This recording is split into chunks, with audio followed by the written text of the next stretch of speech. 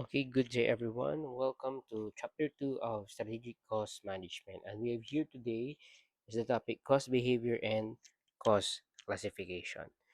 So, this chapter presents the concept on how to properly classify costs and analyze behavior of costs. This is also a fundamental chapter which is necessary to understand chapter 3, which is cost volume profit.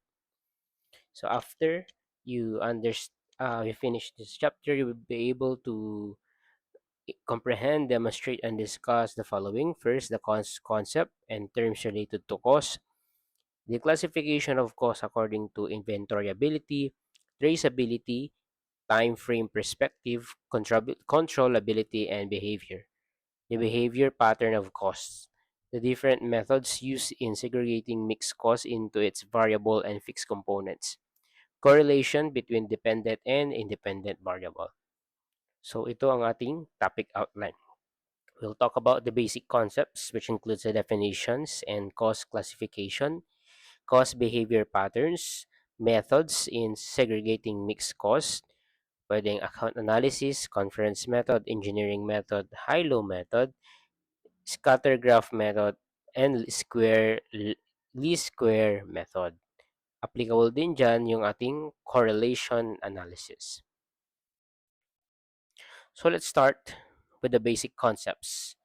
So when we say cost, it is defined as a monetary measure of the amount of resources given up or used for some purpose. So technically, pag sinabi natin cost, these are expenditures or expenses na nai-incur ng isang company to obtain assets, goods, or services having identifiable and probable cash inflow, di ba? Kung babalikan natin yung definition din sa liability, di ba? There is an outflow of economic resources. So dito, nagkakaroon tayo ng expense kasi bumili tayo or kailangan natin mag-acquire ng bagong asset. Ano pang aside from asset to obtain goods as well as services. So in order to do that, you need to pay an amount. For example, yan, if you purchase inventories, the amount paid or payable represents the cost.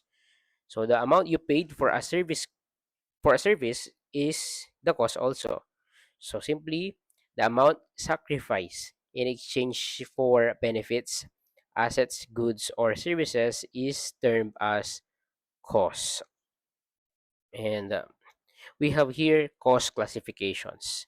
So according to inventoriability, costs are classified into product costs and period costs.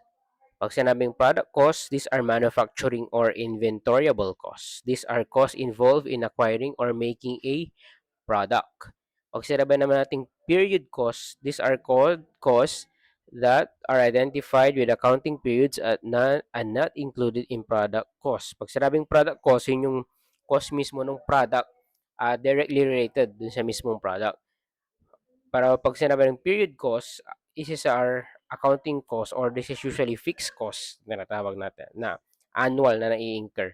Like utilities, rent, depreciation, period cost. Pero pag inventoriable cost, yun yung mga direct materials, direct labor, factory overhead. So, in order to compare, no, yung product cost sa period cost. So, if the question is inventoriable, under product cost, yes, inventoriable. Ibig sabihin, pag sinabing inventoriable, cost of inventory, parang ganon. Pasok siya sa cost of inventory. So, period cost, obviously no. Cost flow, uh, as to incurrence, inventories, profit or loss. Pero kapag period cost ang na-incur sa profit or loss, ulitin natin yung product cost ng cost flow. Pag na-incur mo siya, papasok siya sa cost ng inventory and then papasok siya sa P&L. Pero kapag period cost, hindi siya papasok sa inventory.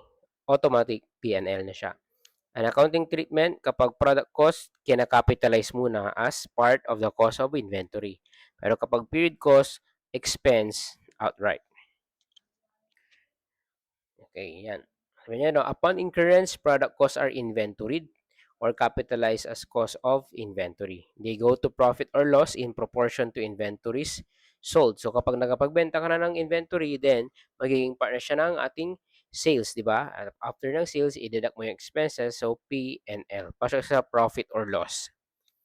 The related income statement for product cost is cost of goods sold, which is also known as the expired product cost. So later on, i-illustrate natin yan, makikita natin yan kapag nagpunta na tayo dun sa manufacturing formula natin, yung manufacturing cycle from the beginning inventory up to cost of goods sold. In contrast, period costs are expense in full in the period they are incurred. They are so-called period costs since no cost will remain in the ending inventory at year end. No cost will be carried over to the next period. So ayun ang pinagkaiba din ng manufacturing product cost sa period cost. Yung sa product cost kasi kung ilan, no, okay? Kung ilan yung, di ba, beginning plus purchases igas less ending inventory is cost of goods sold. Kung ilan yung ending inventory mo, yung kunyari, this is 2025. 2026, yun yung magiging beginning inventory mo. Yan yung product cost. Pero sa period cost, sabi niya, no cost will remain or will be carried over. Kasi nga, every term siya nag-i-incur. So, example nun is depreciation expense. So, kung ano, kunyari, depreciation mo for 2025 is 2 million, next year, 2 million ulit, no? If, sabihin natin, that is straight line depreciation. Pero kung, sabihin natin, di ba, meron tayong iba't ibang depreciation like SYD o sum of the years digit, double declining. So, nag-iiba-iba kung magkano yung depreciation per year. No. Product costs are manufacturing costs. Okay, these are incurred in a production plant in order to produce or manufacture a product. So yan ang classification. So kapag manufacturing costs, we have direct materials, direct labor, and factory overhead. Yung factory overhead ng laman nun, indirect at saka indirect materials saka indirect labor as well as indirect manufacturing. Pag sarabing direct materials, like ang product natin is sofa, sabi natin sofa. So ang direct materials dun is wood, cloth or yung tela na gagamitin. Direct labor is yung labor ng workers. Pag sinabi nating indirect materials, yan yung glue, nails, yung mga materials like scissors, indirect labor, yung mga other hindi siya directly worker, no? Ganon. And other indirect manufacturing. So, yun. So, yun nga, explain natin isa-isa yan. Yung ano yung tatlong manufacturing cost na tinatawag natin. So, pag sinabi, ayun nga, nabanggit ko naman na, direct materials are materials that serve as integral part of a finished product and can be conveniently traced into it. All other materials that cannot be traced to an individual product are called indirect materials. So, for example, for a table or furniture, the cost of the wood is classified as direct materials. Kasi you can easily trace. Di ba? Makikita mo, kunyari, table, makikita mo na table, yung wood mismo dun sa table, di ba? Madali siyang i-trace or easily identifiable. Pero pag sinabi nating nails and paints, hindi siya yung easily na, parang kasi ang pag sinabing easily trace, makukompute mo agad. Makikita mo agad yung gaano kadami o gaano kalawak yung materials natin. Yung nails, syempre part lang siya, hindi siya yung main material. Ang main material natin is wood. Parang supplementary lang yung nails as well as yung paint. Kaya sila ay indirect materials. You cannot easily trace the amount of the paint na ginamit dun sa materials. Unlike yung wood, so gaano kalawak yung wood, yung length, yung width, makikita mo agad. Next is direct labor. Direct labor includes only wages paid to workers who directly, take note, directly contribute to the formation, assembly, or creation of the product. These are salaries and wages paid to factory workers who directly involved in the production of products. So, dapat mismo dun sa plant, okay? Dun sila nagwo-work mismo. Salaries and wages paid to other factory workers who are indirectly involved in the production of products are part of indirect labor, like the supervisor, hindi man direct supervisor or support, ano pa, marketing. Syempre, hindi sila directly involved sa manufacturing. So, indirect yon. Going back to our example, so wages and benefits for the carpenters who create the tables and furniture are part of the direct labor. Salaries of factory supervisors, yung pananabanggit ko, and managers, as well as the salaries of security guards and maintenance personnel are indirect labor. Kasi hindi sila mismo yung gumawa ng product, hindi sila directly involved in the creation or the manufacturing of the product. Unlike kapag yung carpenter, di ba, hands-on, sila mismo yung nagpupukpok, sila yung nagdidikit. So, they are directly involved in the manufacturing of the table. Pero yung mga supervisors, managers, sila lang nagsusupervise. Chine-check lang nila. No, as well as yung security guard at maintenance personnel. Number three is the factory overhead. So these are all manufacturing costs except direct labor and direct materials. Factory overhead comprises all of the entities' indirect manufacturing costs.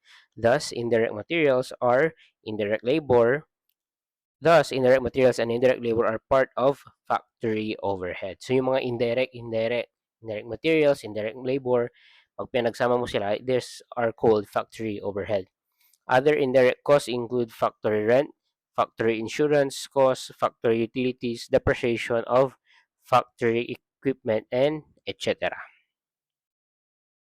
So for cost accounting purposes, 'di ba, nabanggit ko na kanina inyo last time, na pag sinabi nating cost accounting, it is the hybrid of the management accounting and the financial accounting. Siya yung nasa gitna ng Venn diagram natin, 'di ba? Yung naalala nyo, ganyan siya. Yung nasa gitna, cost accounting. And then, so pag sinabi nating prime cost naman, pinagsamang direct materials at saka direct labor. So, okay, yan yun, no? What is the total prime cost? So, i-add mo lang yung direct materials at saka yung direct labor. Prime cost can be vary depending on the cost subject under consideration. For instance, if a customer is the cost object, then any expenses associated with serving the customer are considered prime costs, including shipping, return, and warranty.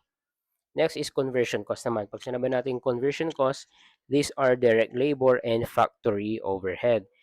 Conversion cost, as the name implies, is the total cost a manufacturing entity incurs to transform or convert its direct materials into saleable or finished product. So, para ma-convert yung raw materials mo into the finished product, which is yung ibebenta natin as finished goods, kailangan na dumaan siya sa manufacturing. And ano yun? May mga incur tayong mga conversion costs in order to convert.